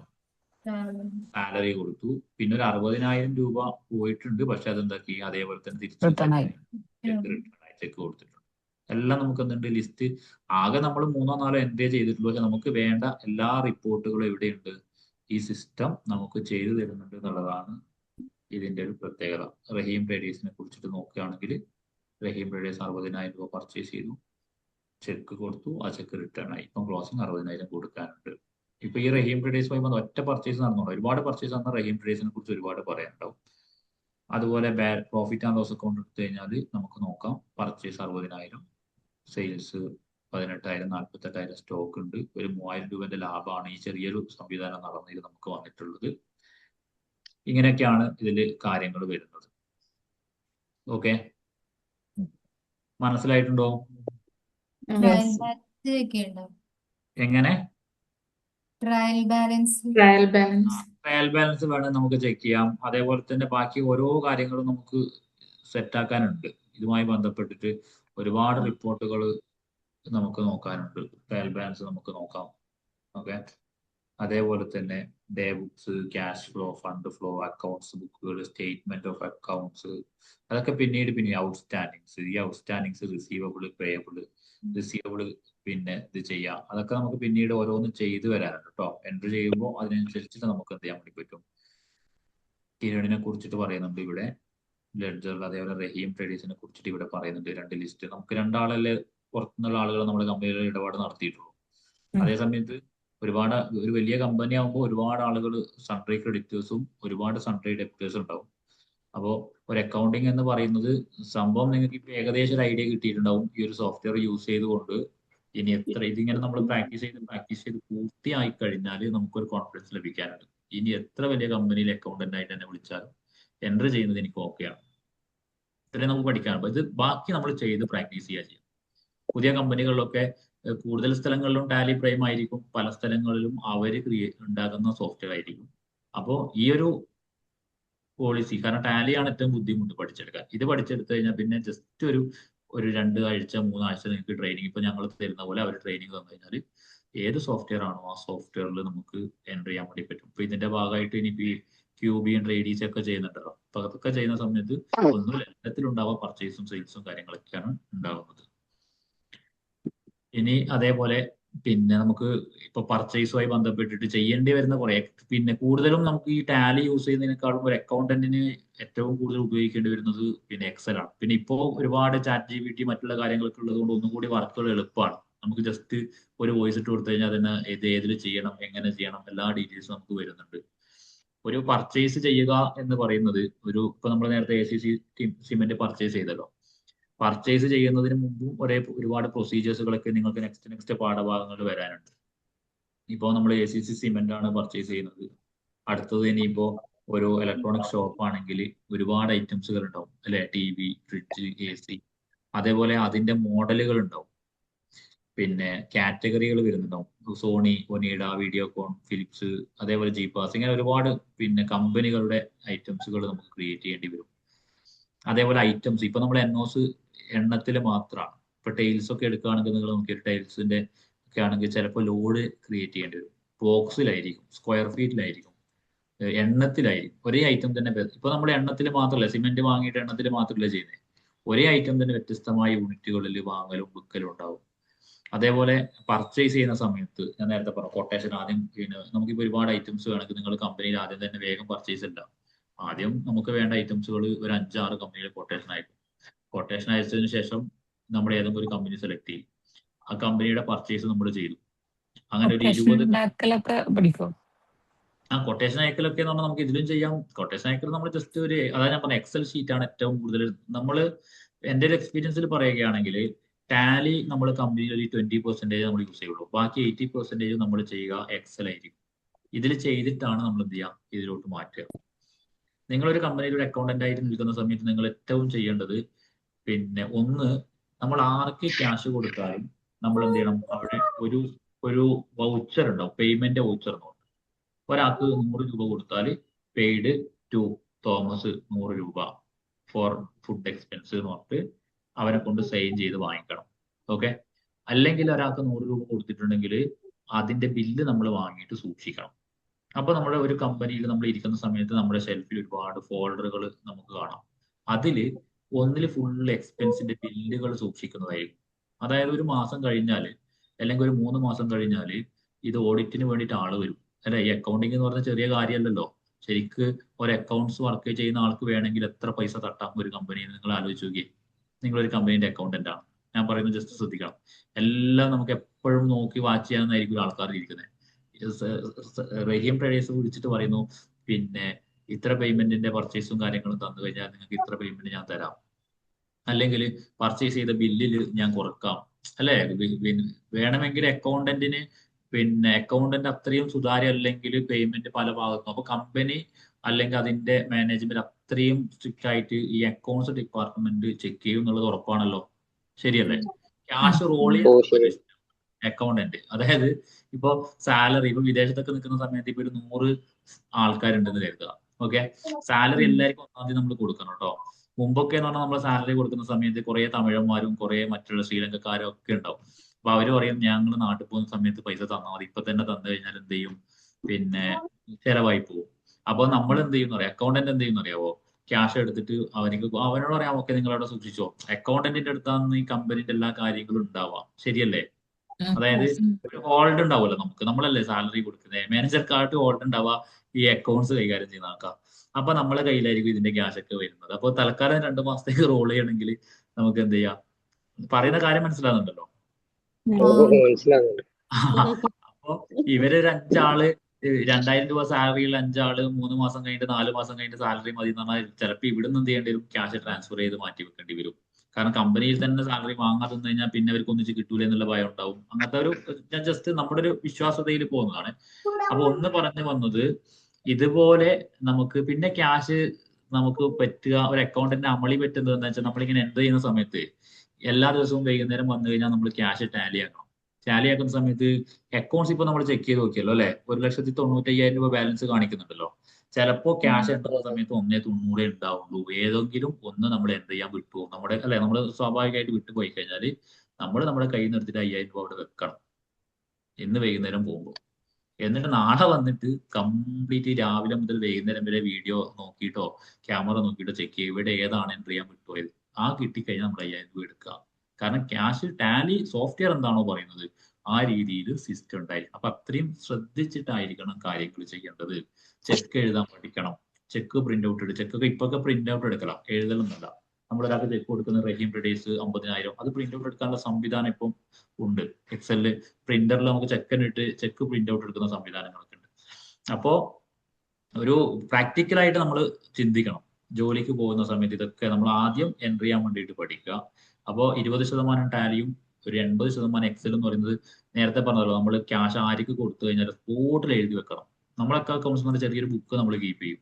എന്തൊക്കെ ക്യാഷ് കൊടുക്കുന്നു അതൊക്കെ ആദ്യം അതിൽ എഴുതി വെക്കും. കാരണം വൈകുന്നേരം ആകുമ്പോഴേക്ക് നമുക്കിതൊന്നും ഓർമ്മയുണ്ടാവില്ല. രാവിലെ ആരൊക്കെ ഒന്നും ഉറക്കിന്റെ തിരക്കൽ ഒരുപാട് ആളുകൾ വന്നു പോകുന്നതല്ലേ. അപ്പോൾ പേയ്മെന്റ് വൗച്ചർ എന്ന് പറഞ്ഞിട്ട് കുറെ ബില്ലുകൾ ഉണ്ടാവും. ആ ബില്ലുകൾ നമ്മൾ എന്ത് ചെയ്യുക, ആർക്ക് ക്യാഷ് കൊടുത്താൽ സ്പോട്ടിൽ ഒന്നുകിൽ ക്യാഷ് കൊടുത്ത് അതിന്റെ ബില്ല് വാങ്ങി വെക്കുക. അതിന് ബില്ല് ഇല്ലാത്തൊരു സംഭവം, ക്ലീനിങ് സ്റ്റാഫ് അവർ വന്നിട്ട് ക്ലീൻ ചെയ്തിട്ട് പോകുമ്പോൾ അവർക്ക് ഒരു 100 രൂപ കൊടുത്തു കഴിഞ്ഞാൽ നമ്മൾ പേയ്മെന്റ് വൗച്ചർ എന്ന് പറഞ്ഞിട്ട് ചെറിയ സ്ലിപ്പ് ഉണ്ടാവും, ഒന്നുമില്ല, ജസ്റ്റ് ഒരു പേപ്പറാണ്. അതിൽ ഇന്ന ആൾക്ക് 100 രൂപ കൊടുത്തു എന്നിട്ട് അവരെ കൊണ്ട് സൈൻ വാങ്ങി വെച്ചാൽ നമുക്കത് നോക്കിയാൽ മതി. അപ്പോ ഓഡിറ്റിങ്ങിന് വന്നവര് എന്താ ചെയ്യുക, സിഎക്കാരൊക്കെ വന്നു കഴിഞ്ഞാൽ എന്താ ചെയ്യാന്ന് പറഞ്ഞു കഴിഞ്ഞാൽ ഈ കഴിഞ്ഞ ജനുവരി 1 മുതൽ 30 വരെയുള്ള പേയ്മെന്റ് വൗച്ചർ എടുക്കും. എന്നിട്ട് ഈ പേയ്മെന്റ് നോക്കും, നമ്മൾ ടാലി എടുക്കും. ടാലിയിൽ പേയ്മെന്റ് കൊടുത്ത ഓരോന്നിനും എന്തുണ്ടായിരിക്കണം, ഇവിടെ എവിഡൻസ് ബില്ല് ഉണ്ടായിരിക്കണം. പറയുന്നത് മനസ്സിലാകുന്നുണ്ടോ? ഓക്കെ. അതില്ലെങ്കിൽ നമുക്കിപ്പോ വെറുതെ ഫുഡ് എക്സ്പെൻസ് നമ്മൾ 500 എഴുതിയിട്ട് പോകാൻ പറ്റുമോ? അങ്ങനെയൊക്കെ എത്ര പൈസ എനിക്ക് എടുക്കാം? ഞാനൊരു അക്കൗണ്ടന്റ് ആണ് നിങ്ങളുടെ കമ്പനിയിലെ. അപ്പൊ ഞാൻ എന്ത് ചെയ്യുന്നു, എനിക്കൊരു 500 രൂപ കാശുണ്ട്, ഫുഡ് എക്സ്പെൻസ് 500 എടുത്ത് പോയിക്കൂടെ? അപ്പൊ ഫുഡ് കഴിക്കാം, ഫുഡ് കഴിക്കാൻ ഓർഡർ ഉണ്ടെങ്കിൽ നമ്മൾ ഫുഡ് കഴിച്ചതിന്റെ ബില്ല് ഇതിൽ വെക്കണം, എന്നിട്ട് 500. അപ്പം നമ്മുടെ വെറും ടാലിയിൽ എൻ്റർ ചെയ്യൽ മാത്രമല്ല, അതിന്റെ കൂടെ നമ്മുടെ അടുത്ത് എന്ത് എമൗണ്ട് എൻ്റർ ചെയ്താലും അതിന്റെ ബില്ല് ഉണ്ടായിരിക്കണം. ബാങ്കിൽ ഡെപ്പോസിറ്റ് ചെയ്താൽ സ്ലിപ്പ് ഉണ്ടാവും. ഗൂഗിൾ പേ ഒക്കെ ചെയ്താൽ നമ്മൾ എന്താ ചെയ്യാന്ന് അറിയാമോ?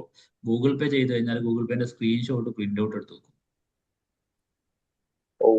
അപ്പൊ അത്രയും അല്ലേ, അല്ലെങ്കിൽ നമുക്കിത് ഓർമ്മയുണ്ടാവും. നിങ്ങൾ ചിന്തിച്ചു നോക്കിയാൽ നമ്മളിപ്പോ 6 ആൾക്ക് ഗൂഗിൾ പേ ചെയ്ത് കൊടുത്തു കരുത്, ഗൂഗിൾ പേ ചെയ്തു, പേയ്മെന്റ് ബൈ ബാങ്ക് എന്നിട്ട് ഇവിടെ കൊടുത്തു. ഇത് എന്തിനു കൊടുത്തു, എങ്ങനെ കൊടുത്തു, അതിന്റെ എവിഡൻസ് ഇവിടെ കാണിക്കട്ടെ. ഒരു മാസം കഴിഞ്ഞാൽ നമ്മൾ നാട്ടിലോട്ട് പോയി, ഞാൻ വിദേശത്തുള്ള അവസ്ഥ പറയുന്നത് കേട്ടോ, നമ്മുടെ നാട്ടിലോട്ട് പോയി കഴിഞ്ഞാൽ അടുത്ത അക്കൗണ്ടിന് വന്നു കഴിഞ്ഞാൽ നമ്മളെ കള്ളനാക്കൂലേ ഇവര്, ഇവനിങ്ങനെ കുറെ പൈസ പോയിട്ട്. അപ്പൊ എല്ലാത്തിനും എവിഡൻസ് ഉണ്ടെങ്കിൽ ഓക്കെ, സ്ക്രീൻഷോട്ട് പ്രിന്റ് ഔട്ട് എടുത്ത് വെക്കുക, പേയ്മെന്റ് കൊടുക്കുക. അതുപോലെ നമ്മുടെ റിസീപ്റ്റ് ഉണ്ടല്ലോ, റിസീപ്റ്റ് 2 ലക്ഷം ഓണർ തന്ന ക്യാപിറ്റലിന് പോലും നമ്മൾ എന്ത് ചെയ്യണം, റിസീറ്റ് മുറിച്ച് കൊടുക്കണം. ബില്ല് ഉണ്ടായിരിക്കണം.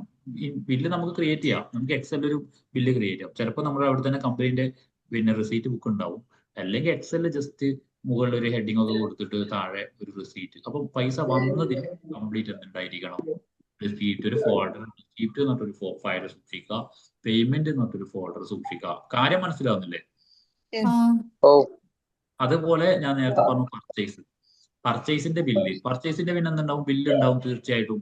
അതായത് ഒരു ഏറ്റവും ബുദ്ധിമുട്ടുന്ന കാര്യം ഞാൻ പറയാം. നിങ്ങളിപ്പോ ഒരു കമ്പനിയിൽ അക്കൗണ്ടന്റ് ആയിട്ട് കയറിയെന്ന് കരുതാം. ഓക്കെ, ഇപ്പോ പർച്ചേസ് ചെയ്യുന്ന സൺഡ്രൈ ക്രെഡിറ്റേഴ്സ് ഒക്കെ നമ്മളുമായിട്ട് നല്ല കോൺടാക്ട് ആയിരിക്കും. നമുക്ക് പൈസ കൊടുക്കാൻ വേണ്ടി എപ്പോഴും നമ്മളെ വിളിക്കാം, എന്തായി എന്റെ ക്യാഷിന്റെ കാര്യം, എന്തായി മാനേജറോട് സംസാരിച്ചു എന്റെ ക്യാഷിന്റെ. അപ്പൊ ഈ സൺഡ്രൈ ക്രെഡിറ്റേഴ്സും നമ്മളും പ്ലാൻ ചെയ്ത കമ്പനിയെ ചിലപ്പോൾ പറ്റിക്കാൻ പറ്റും, ബില്ല് അധികം ഇട്ട് കൊടുത്തിട്ട്. ശരിയല്ലേ?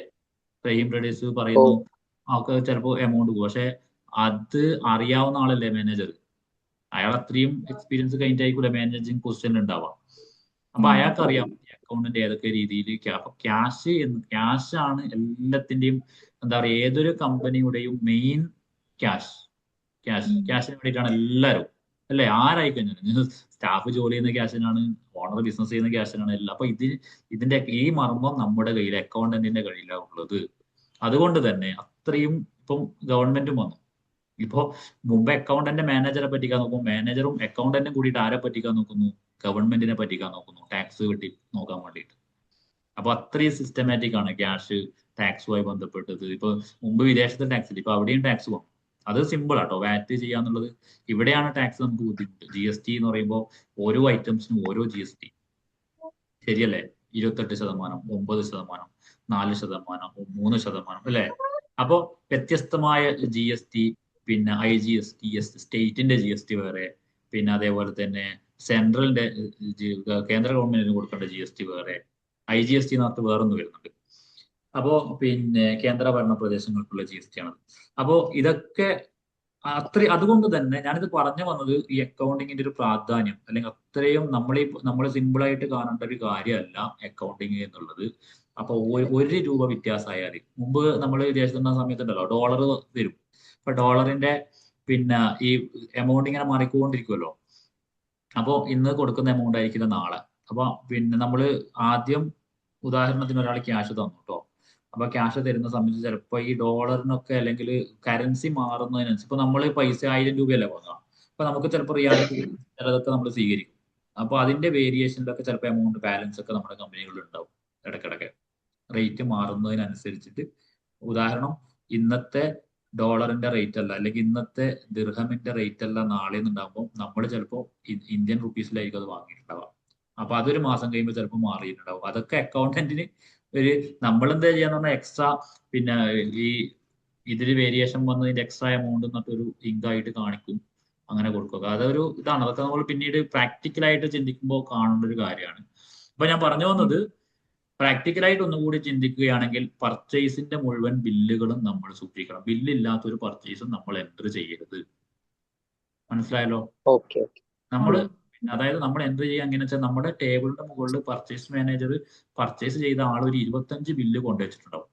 ബില്ല് എടുക്കുക, ആരെടുന്ന പർച്ചേസ് ചെയ്ത് പേരുണ്ടാവും, റഹീം ട്രേഡേഴ്സ് നമ്പർ ഉണ്ടാവും. അത് നമ്മൾ എൻറ്റർ ചെയ്തതിനു ശേഷം സീൽ ഉണ്ടാവും, പോസ്റ്റഡ് എന്നുള്ള സീൽ. അത് അവിടെ പ്രസ് ചെയ്യണം. സീൽ എന്തിനാണെന്നറിയാമോ? നമ്മൾ ഒരു പിന്നെ ബ്രേക്ക്ഫാസ്റ്റ് ലഞ്ചിന് പോയിട്ട് തിരിച്ചു വരുമ്പോൾ ഇത് ചെയ്തോ എന്ന് ഇപ്പം സീൽ വെച്ചതൊക്കെ നമ്മൾ ചെയ്തതാണ്. അത് എന്നിട്ട് നമ്മൾ ഫോൾഡറിൽ അപ്പം അങ്ങനെ ചെയ്ത് സൂക്ഷിച്ചു വെച്ച്. അപ്പം ചിലപ്പോൾ വലിയ വലിയ കമ്പനികളിലൊക്കെ നിങ്ങൾ അക്കൗണ്ട്സ് കയറുന്നത് നിങ്ങളുടെ ഡ്യൂട്ടി പർച്ചേസ് മാത്രമായിരിക്കും. പർച്ചേസ് ബില്ല് തന്നെ ഒരു 100 എണ്ണമൊക്കെ ചെയ്യാനുണ്ടാവും, നാളെയും ചെയ്യാനുണ്ടാവും, മറ്റന്നാളും ചെയ്യാനുണ്ടാവും. ഈ പർച്ചേസിന്റെ മാത്രം ഡ്യൂട്ടി എന്ന് പറയുന്നത്, നമ്മൾ സമയം കഴിയാൻ പോകണം, ഞാൻ സ്റ്റോപ്പ് ചെയ്യാം കേട്ടോ. പർച്ചേസിന്റെ ഒരു ഡ്യൂട്ടി എന്ന് പറയുന്നത്, നിലവില് പർച്ചേസ് ചെയ്തു ബില്ല് ഞാൻ നേരത്തെ പറഞ്ഞു എൻറ്റർ ചെയ്തു, നമ്മൾ ഫോൾഡറിൽ കയറ്റി അവിടെ വെച്ചു. പിന്നീട് കുറെ കഴിഞ്ഞിട്ട് അവര് വരുന്ന സമയത്ത് ഈ ബില്ല് എടുക്കണം.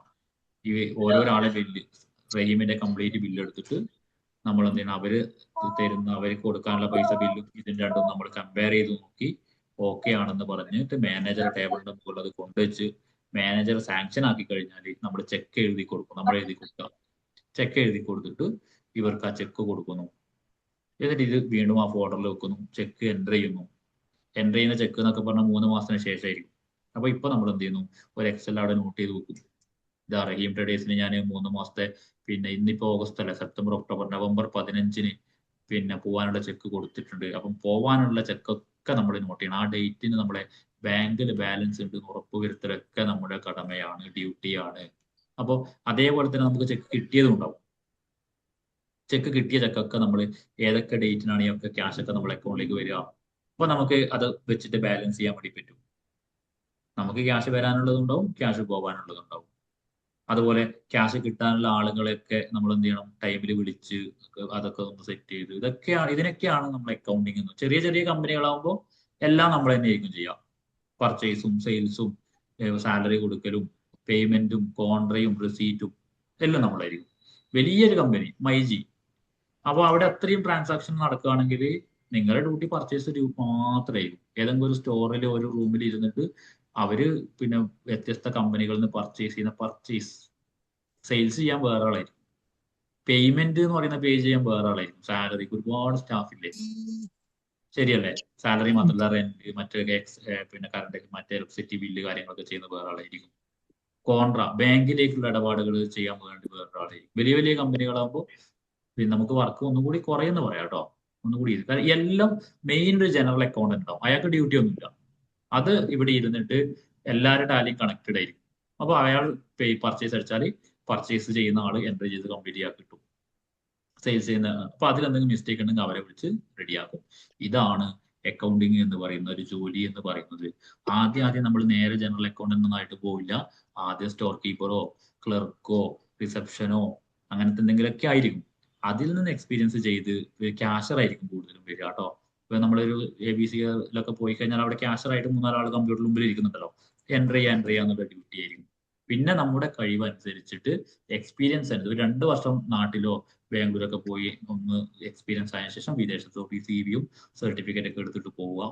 എക്സലും ടാലിയും നന്നായിട്ട് പഠിക്കുക, ജോലി അന്വേഷിക്കുക.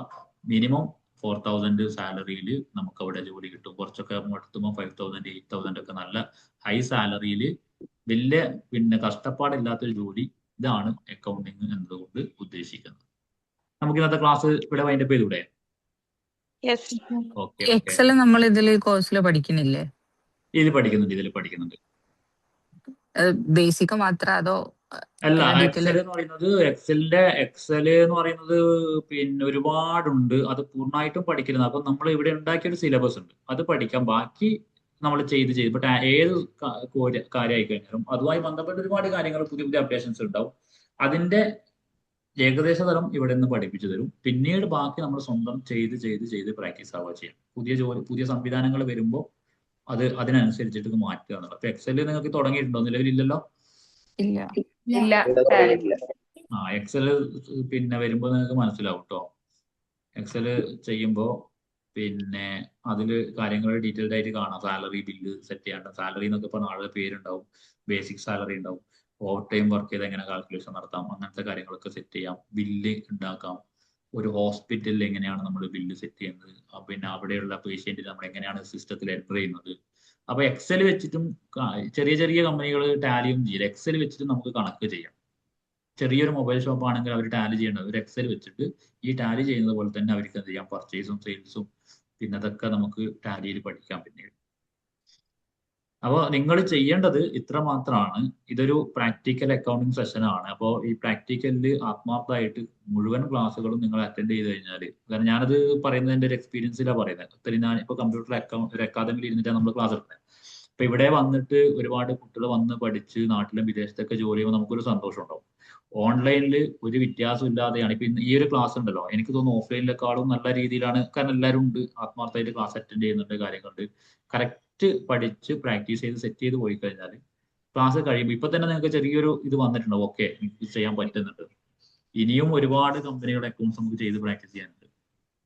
പ്രൊഡക്ഷൻ ഡിപ്പാർട്ട്മെന്റ് എങ്ങനെ ചെയ്യാനുണ്ട്. ഞാൻ നേരത്തെ പറഞ്ഞ പോലെ പർച്ചേസ് ഓർഡർ, സെയിൽസ് ഓർഡർ, പിന്നെ അങ്ങനെയുള്ള വ്യത്യസ്തമായ കാര്യങ്ങളൊക്കെ ചെയ്ത് പ്രാക്ടീസ് ചെയ്ത് പോകാം. ലാസ്റ്റ് നമുക്ക് 1 ഇയർ പ്രോബ്ലം എന്ന് പറഞ്ഞിട്ട് ജനുവരി മുതൽ ഡിസംബർ വരെയുള്ള ഒരു പ്രോബ്ലം അടിച്ച് എൻ്റർ ചെയ്യാനുണ്ട്. ഇതൊക്കെ ചെയ്ത് കഴിയുമ്പോഴേക്ക് അക്കൗണ്ട്സ് ഒക്കെ റെഡി ആയിക്കോളും. അപ്പോൾ ഇനി ഏതെങ്കിലും ഒരു ക്ലാസ്സിൽ ഞാൻ വരും കേട്ടോ. മിസ് ഇല്ലാത്തൊരു സമയത്ത് മിസ്സിന് ബുദ്ധിമുട്ടുണ്ടെങ്കിൽ ഇതുപോലെ. അപ്പോൾ നിങ്ങൾ അതുവരെ ഉള്ളത് ഇന്നിപ്പോൾ എനിക്ക് വളരെ സന്തോഷമുണ്ട്. എല്ലാവരും ഒക്കെ ആണെങ്കിലും ചോദിക്കുന്നതൊക്കെ നിങ്ങൾ തന്നെ എന്ത് ചെയ്തിട്ടുണ്ട്, ചെയ്തു തന്നിട്ടുണ്ട്. പ്രാക്ടിക്കലായിട്ട് ഈ രീതിയിൽ തന്നെ പഠിച്ചിട്ട് പോവുക. നല്ലൊരു ബാച്ചായിട്ട് സെറ്റ് ആവട്ടെ. Thank you okay. സർ. എൻ്റെ പേര് താജുദ്ദീൻ, NS ഗ്ലോബൽ അക്കാദമി ഡയറക്ടറാണ്. അപ്പോൾ പിന്നെ NS ഗ്ലോബൽ അക്കാദമിയുടെ കീഴിലാണ് ഇപ്പോൾ എന്ത് ചെയ്യുന്നത്, ഈ ക്ലാസ്സുകൾ പ്രാക്ടിക്കൽ അക്കൗണ്ട്സ് പോകുന്നത്. പിന്നെ NS ഗ്ലോബൽ അക്കാദമി എന്ന് പറയുമ്പോൾ പിന്നെ ഏകദേശം എനിക്ക് തോന്നുന്നു ഈ അക്കാദമി ഏകദേശം ഒരു 20 വർഷത്തോളായിട്ട് മെയിൻ അക്കൗണ്ടിങ് തന്നെയാണ് ഇവിടെ കൊടുക്കുന്നത്. അക്കൗണ്ട്സ് പിന്നെ ശരിക്കും +2 കഴിഞ്ഞ ആളുകൾ ഡിഗ്രി കഴിഞ്ഞവർ PG കഴിഞ്ഞവരൊക്കെ വരാറുണ്ട്. കാരണം കോളേജിൽ പഠിച്ചു കഴിഞ്ഞാലും നമുക്കൊരു ജോലിക്ക് പോകുമ്പോൾ എന്താ ചെയ്യേണ്ടത് എന്നുള്ളൊരു ഐഡിയ ഉണ്ടാവില്ല. അതായത് ഇപ്പം PG ഒക്കെ കഴിഞ്ഞിട്ട് MCOM ഒക്കെ കഴിഞ്ഞ് വന്നതായിരിക്കും. പക്ഷെ അക്കൗണ്ടന്റ് ആയിട്ട് പോകുമ്പോൾ ഇത് ചിലപ്പോൾ അറിയണമെന്നില്ല, പ്രാക്ടിക്കലായിട്ട് പഠിക്കണം. കാരണം അതിൽ കുറച്ച് കാര്യങ്ങളേ ഉള്ളൂ. ഒരു ഇന്റർവ്യൂവിന് പോകുമ്പോൾ അല്ലേ ശരിക്കും നമുക്കൊരു സർട്ടിഫിക്കറ്റും കാര്യങ്ങളൊക്കെ ഉണ്ട്, പക്ഷെ എന്ത് ചെയ്യണം, എങ്ങനെ ചെയ്യണം, ഇതൊന്നും അറിയില്ല. അതേസമയത്ത് ഈ ഒരു കോഴ്സും കൂടി കഴിഞ്ഞാൽ നല്ല ധൈര്യത്തോടു കൂടിയിട്ട് നമുക്ക് പോവാം, ഇന്റർവ്യൂവിന് പോകാം. കാരണം എനിക്കറിയാം അക്കൗണ്ടിങ് എന്ന് പറഞ്ഞ സംഭവം ഇതല്ലേ, ഇത്രയല്ലേ ഉള്ളൂ, അറിയാം എന്നുള്ളതാണ്. ബാക്കിയുള്ളത് ട്രെയിനിങ്ങിലൂടെ നമുക്ക് കിട്ടും. ആ കമ്പനിയിൽ എന്താണെന്ന് ചെയ്യേണ്ടത്. പിന്നെ പല കമ്പനികളിലും വേറൊരു ഐഡിയ എന്ന് പറയുന്നത് ഓൾറെഡി ചെയ്തു വെച്ചതായിരിക്കും. എന്തെങ്കിലും ഡൗട്ട് വന്നാൽ പേജ് പഠിച്ചടിച്ച് പോയി കഴിഞ്ഞാൽ കഴിഞ്ഞ മാസം അതിന് മുമ്പത്തെ മാസമൊക്കെ ഈ ആള് എന്താണ് എൻട്രി കൊടുത്തത് അത് അവിടെ മുമ്പത്തെ അക്കൗണ്ടന്റ് ചെയ്ത് വെച്ചിട്ടുണ്ടാവും. നമ്മൾ പോകുമ്പോൾ നമ്മൾ പുതിയ അക്കൗണ്ടന്റ് ആയിരിക്കുമല്ലോ, ഒന്നെങ്കിൽ അവിടെ അക്കൗണ്ടന്റ് പോയിട്ട് പുതിയ ആൾ വരുന്നത്. അപ്പൊ അവരെ മുമ്പ് ചെയ്തത് പേജ് പഠിച്ച് പോയി കഴിഞ്ഞാൽ ബാലൻസ് ഷീറ്റ് എടുത്താൽ പ്രോഫിറ്റ് ആൻഡ് ലോസ് അക്കൗണ്ട് ഒക്കെ എടുത്താൽ റിപ്പോർട്ട് കാര്യങ്ങളൊക്കെ എൻട്രി ചെയ്തതൊക്കെ നമുക്ക് അണ്ടർ എന്താ കൊടുത്തത് നമുക്ക് നോക്കാലോ. നമുക്കിപ്പോ ഒരു സാധനത്തിന് അണ്ടർ അറിയുന്നില്ല, മുമ്പ് എന്താണോ അവർ ക്രിയേറ്റ് ചെയ്തത് അങ്ങനെയുള്ള ഒരു രീതിയിലൊക്കെ നമുക്ക് നോക്കാം. അപ്പോൾ സമയം ഓവറായിട്ടുണ്ട്. പിന്നീട് നമുക്ക് നെക്സ്റ്റ് ക്ലാസ്സിൽ കാണാം. Okay. Thank you sir. Okay.